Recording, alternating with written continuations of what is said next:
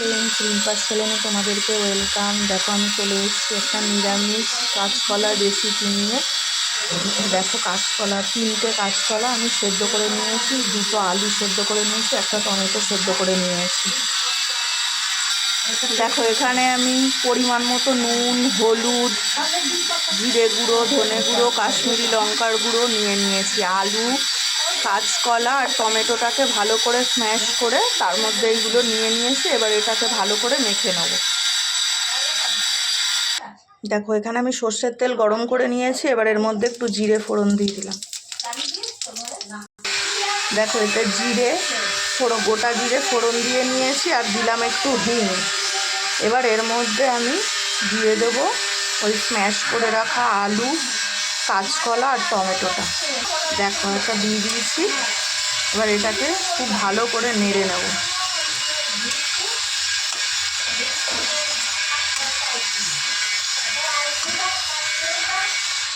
এতে একটু স্বাদ মতো চিনি দিয়ে দেবো।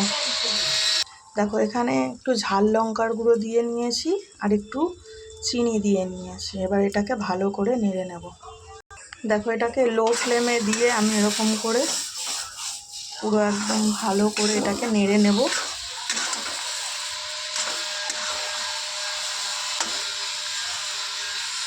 দেখো এটা একটা ডো তৈরি হয়ে গেছে।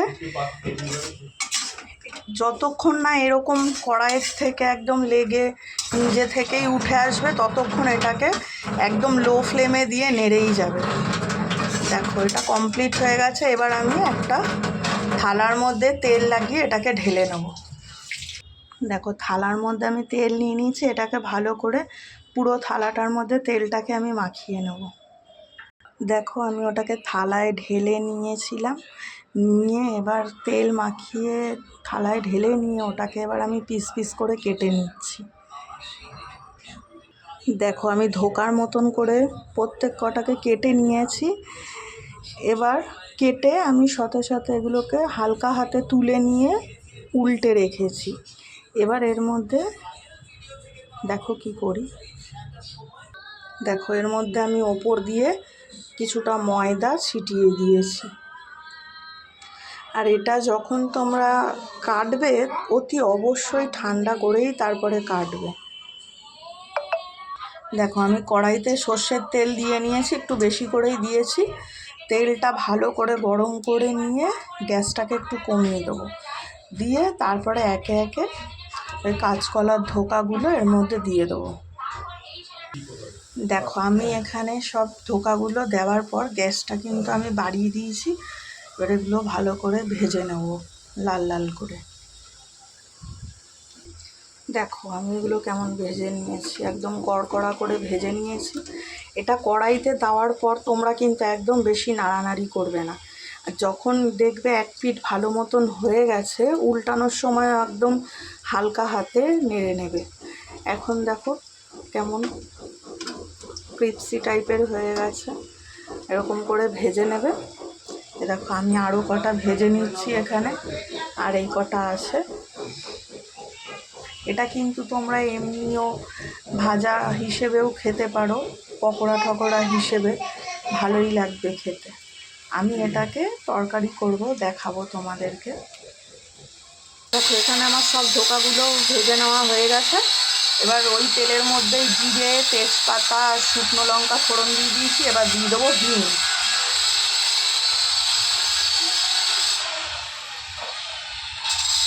দেখো এতে হিং দিয়ে দিলাম। এবার এর মধ্যে দিয়ে দেবো কেটে রাখা আলুগুলো। দেখো এর মধ্যে আলু দিয়ে দিয়েছি।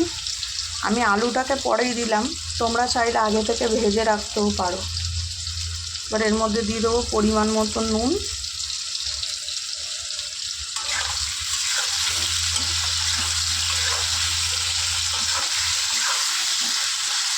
এবার দেবো এর মধ্যে হলুদ। দেখো এতে হলুদ দিয়ে দিয়েছি।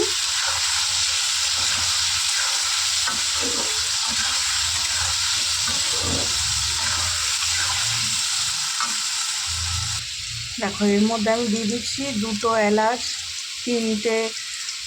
তিনটে এলাচ, 2টো লবঙ্গ আর দারচিনি।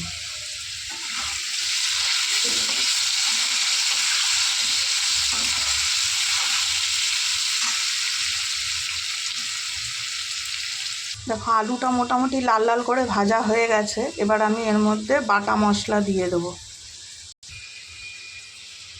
দেখো এর মধ্যে দিয়েছি পরিমাণ মতন আদা, 4টে কাঁচা লঙ্কা, 2টো মিডিয়াম সাইজের টমেটো, আর জিরে গুঁড়ো, ধনে গুঁড়ো একবারে দিয়েই এটা আমি পেস্টটা করেছি।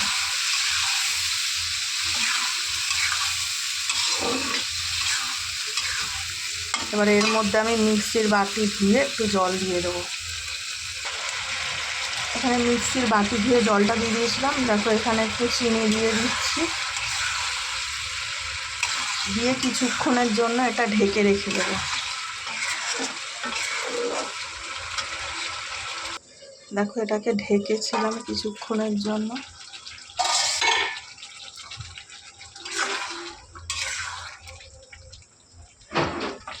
আলুটা ভালোভাবে সিদ্ধ হয়ে গেছে। এবার এর মধ্যে আমি ঝোলের জন্য জল দিয়ে দেবো। জলটা একটু গরম করেই আমি দেব।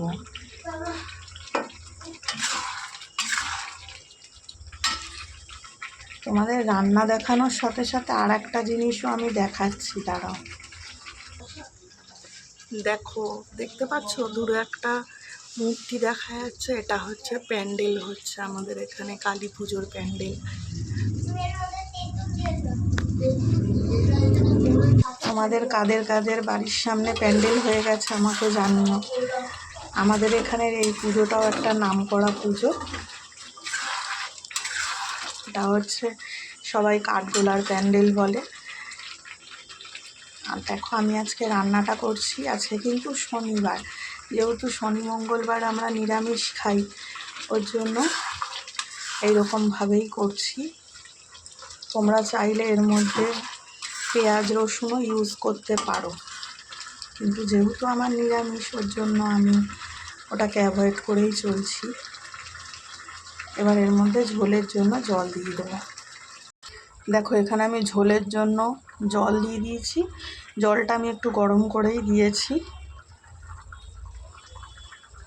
এবার এটাকে ভালো করে জাল ওঠা অবধি অপেক্ষা করব।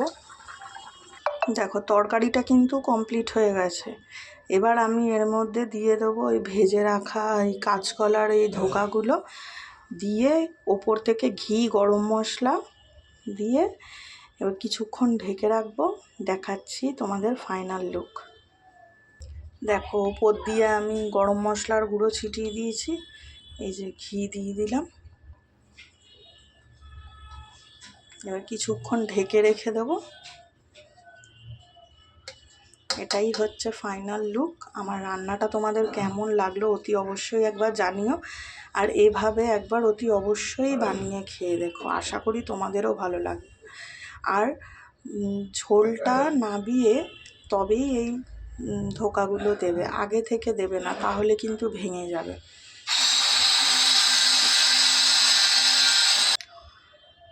আসছি পরের রেসিপি নিয়ে তোমাদের সাথে আবার দেখা করতে। আমার রান্নাটা যদি তোমাদের ভালো লাগে বলো আমাকে, আর যদি অন্য আরও কোনো রেসিপি জানতে চাও অতি অবশ্যই জানিও। আমার চ্যানেলটা সাবস্ক্রাইব করে দিও, আর আমার পাশে তোমরা থেকো। সবাই ভালো থেকো। টাটা বন্ধুরা, বাই।